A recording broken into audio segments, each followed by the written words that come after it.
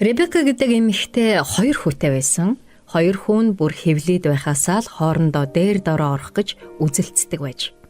Эхлэл 25-ын 22-т 2 хүү эхийн хэвлээд байхдаа л асуудалтай байжээ. Эмэгтэй бурхнаас яагаад ийм зүйл болоод байгааг асуухад чиний хэвлэдэх 2 хүү чинь хоёул агуу том үндэстэн болно. Гэхдээ нэг нь нөгөөгөөсөө агуу.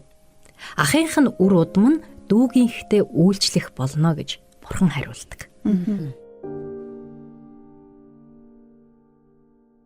За жирэмсэн бүх эмэгтэйчүүд Эход харуулдаг штэ. Харин Ребекагийн тэр үед бол тэр Эхо гэдэг нь байсангүй. Гэхдээ тэр ихэр хүүхэдтэй гэдгийг мэдчихсэн байна.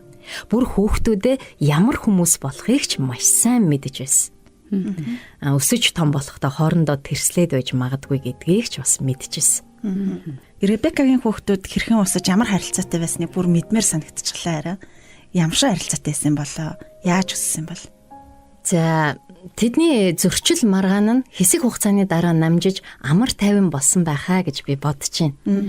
Библи буюу Бурхны үгэнд хөвгүүд өсөж Исав нь хүчрхэг анчин болж хээр талын хүн болсон бол Яков нь гэрсэг хүн болсон гэснээс тэднийг ямар их ялгаатай болохыг харж болно л да.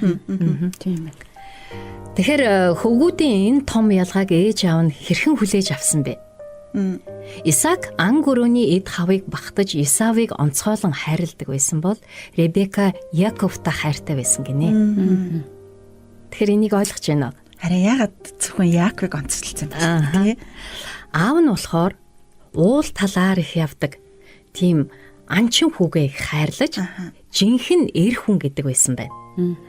Ээж Ребека нь болохоор тийм илүү мэдрэмтгий гэртээ ээжтэйгээ хамт байх тур